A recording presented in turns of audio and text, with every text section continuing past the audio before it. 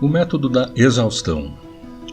Na época de Arquimedes, bem como na de Euclides, as operações matemáticas eram feitas somente por escrito. Assim, embora hoje usemos a álgebra para explicar as obras dos gregos, isso era feito de maneira muito mais penosa. Na Grécia do século III a.C., Arquimedes deu o primeiro passo para tirar medidas diárias de objetos ao calcular o valor de π pelo método de aproximações sucessivas ou método da exaustão. Começando por um hexágono regular, ele calculou o perímetro, ou seja, o comprimento da corda, dos polígonos inscritos e circunscrito. Fica claro que o comprimento da circunferência deve estar entre esses dois valores. Esse é o chamado método da exaustão. Arquimedes foi capaz de usar infinitesimais de uma maneira similar ao cálculo integral moderno. Por meio da prova por contradição, ele pôde dar respostas para problemas com um grau arbitrário de precisão ao especificar os limites dentro dos quais a solução estava. Ele fez isso traçando um polígono maior do lado de fora de um círculo e um polígono menor do lado de dentro. Atualmente podemos aproximar o valor de π usando o mesmo processo com um pouco de trigonometria, o que naturalmente não era conhecida nos tempos de Arquimedes. Porém, sabe-se que ele utilizou procedimentos equivalentes. Considere um círculo com dois polígonos regulares, um inscrito e outro circunscrito, cada um com n lados. Vai então aumentando o número de lados dos polígonos, por exemplo, comece com um polígono de 6 lados, depois vá dobrando o número de lados indefinidamente. Como já vimos, a soma dos comprimentos dos lados dos dois polígonos, inscrito e circunscrito, vai convergindo para o comprimento da circunferência C. Para provar isso com o uso de trigonometria, primeiramente note que tangente de θ é igual a h sobre 2 dividido por r, que é o lado do hexágono circunscrito, e que seno de θ é h minúsculo sobre 2 dividido por r. Assim como escolhemos o hexágono, poderíamos ter escolhido um polígono regular de 12, 24, 48 ou 6 vezes n lados, que as relações entre os lados e os ângulos seriam mantidas. O comprimento do lado do polígono circunscrito é 2r tangente θ. Então, se ele tem n lados, a soma dos n lados do polígono será 2r vezes n tangente θ. Já o comprimento do lado do polígono inscrito é 2rn seno θ. E o comprimento C da circunferência é C igual a 2πr. Então, sabendo que seno de θ menor que tangente de θ para qualquer θ, 2n seno θ menor que 2πr menor que 2n tangente θ. Portanto, n seno θ menor que π menor que n tangente θ. Então, se n igual a 6, n igual a 12, etc., vamos aproximando o valor de π como mostrado. E generalizando, podemos obter π com a precisão que quisermos para todo n.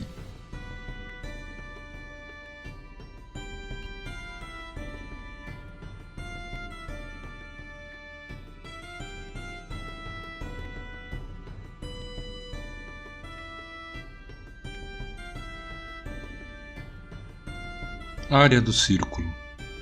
Vejamos agora uma joia de Arquimedes, que trata de provar que a área de um círculo pode ser igual à de um triângulo retângulo.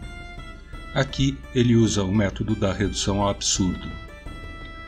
A área do círculo A é igual à área de um triângulo retângulo T, no qual um dos lados que compõe um ângulo reto tem comprimento igual ao raio e outro lado igual ao comprimento da circunferência. Naturalmente, hoje faríamos a área do círculo igual a πr² e a área do triângulo 2πr vezes r sobre 2πr². Agora é só calcular o retângulo com a mesma área do triângulo. Isso é óbvio para nós, mas os gregos da antiguidade não sabiam calcular a área do círculo. Por que Arquimedes resolveu calcular essa equivalência de áreas? O que estava por trás disso era exatamente descobrir a área do círculo.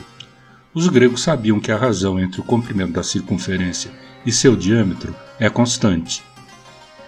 Eles não chamavam essa constante de π. A área que Arquimedes calculou para o círculo é igual a 1/2 de r vezes c. Veremos a seguir como ele chegou na área do círculo.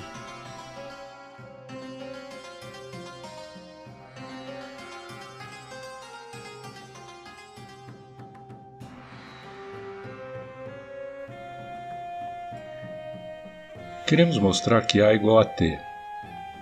Suponha que A maior que T, então A menos T maior que zero.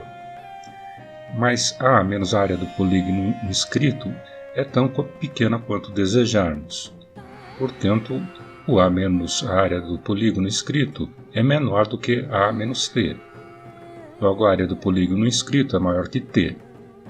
Agora, o perímetro Q do polígono inscrito é menor do que o comprimento C da circunferência, e o apótema H do polígono inscrito certamente é menor que o raio da circunferência. Então, Q vezes H menor que R vezes C, ou Q vezes H sobre 2 menor que R vezes C sobre 2. Mas a área do polígono inscrito é igual à soma das áreas de N triângulos com altura H e base Q sobre N. Mas como vimos acima, T é igual a R vezes C sobre 2. Portanto, QH sobre 2 é menor que T. Portanto, a área do polígono inscrito é menor do que T. Então há uma contradição na premissa, pois a área do polígono inscrito não pode ser maior e menor que T, sendo essa premissa então impossível. Agora suponha que A menor que T. Nesse caso, Arquimedes assumiu que a área do triângulo seria um pouco maior que a área do círculo, de modo que T menos A maior que zero. Podemos circunscrever um polígono regular ao círculo de tal forma que sempre podemos obter a área do polígono circunscrito menos A menor que T menos A. Então, a área do polígono circunscrito menor que T.